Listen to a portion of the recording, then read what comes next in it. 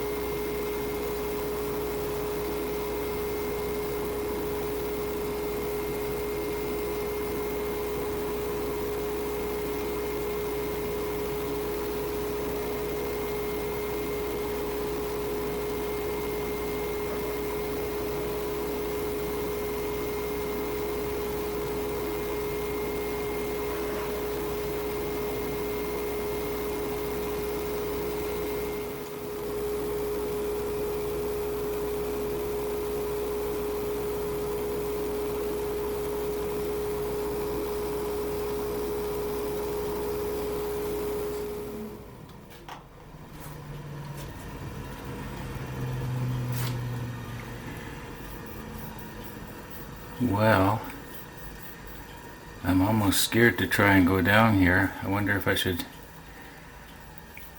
try a little bit more and get rid of this, make it a little bit more round. Don't really feel anything there. You know what? I think I'm going to do the sandpaper thing now.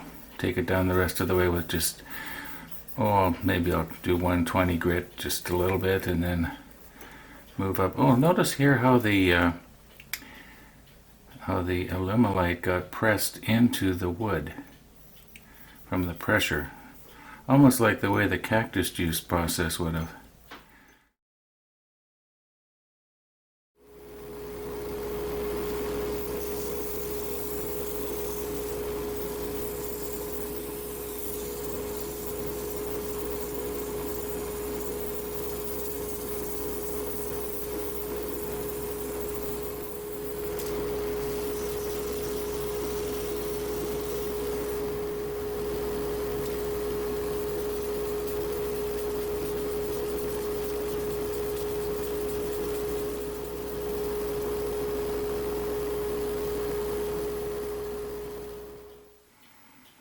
Well, we're up to and including 1000 grit.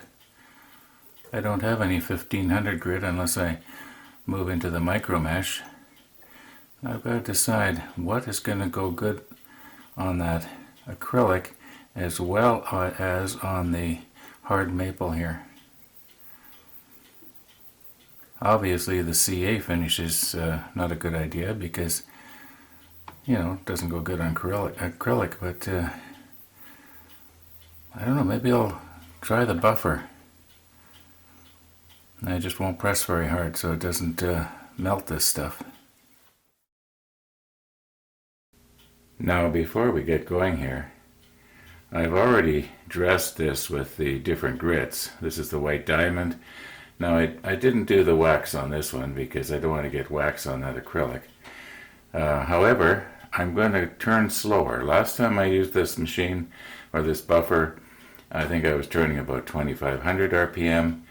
This time I'm only going to speed it up to about 1500.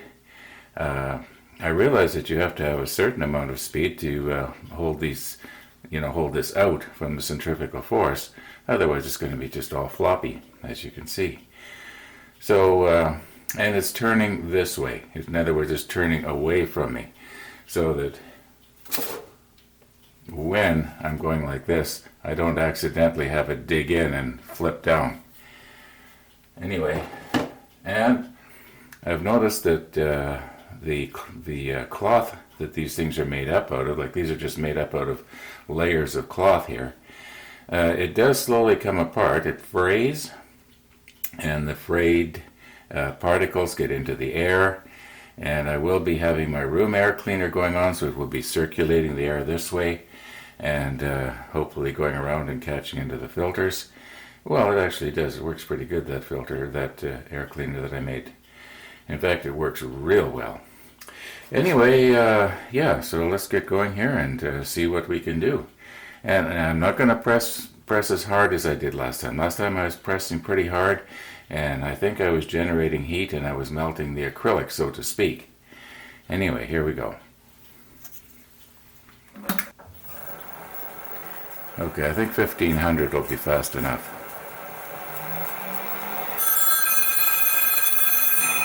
And yes, I do have a telephone. I'll be right back. Okay, let's try that again here.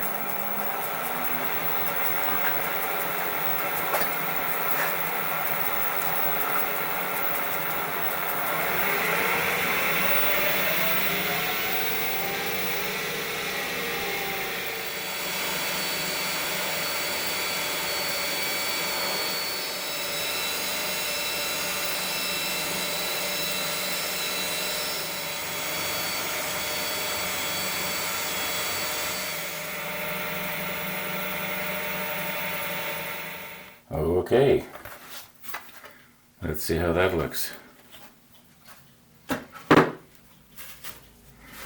Now before I shove my sander out of the way here, you remember I was concerned about the acrylic maybe not coming out of here?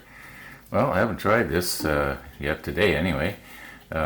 Sometimes this thing here will remove this kind of stuff, although it kind of looks like it's caked in there pretty good. It might not get rid of all of it. Anyway, let's give it a whirl and see what happens.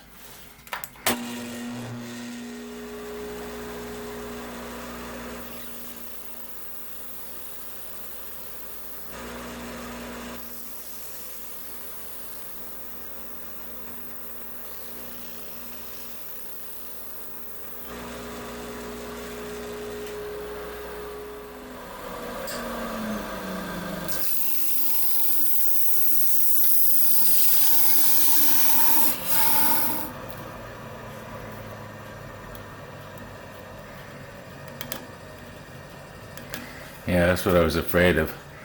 I do realize that some of this stuff you're looking at is the rubber off of this eraser, but there is places on there that do have acrylic embedded into the grit.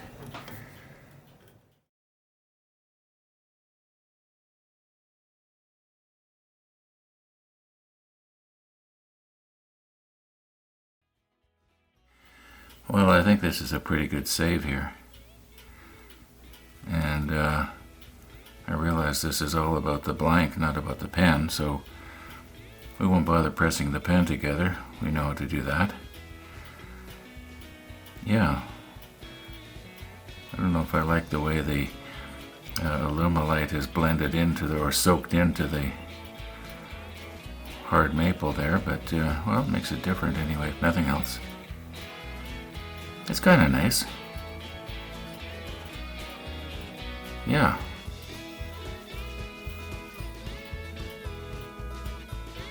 Well, no, this series is over. Thanks for watching. You too, Jackson.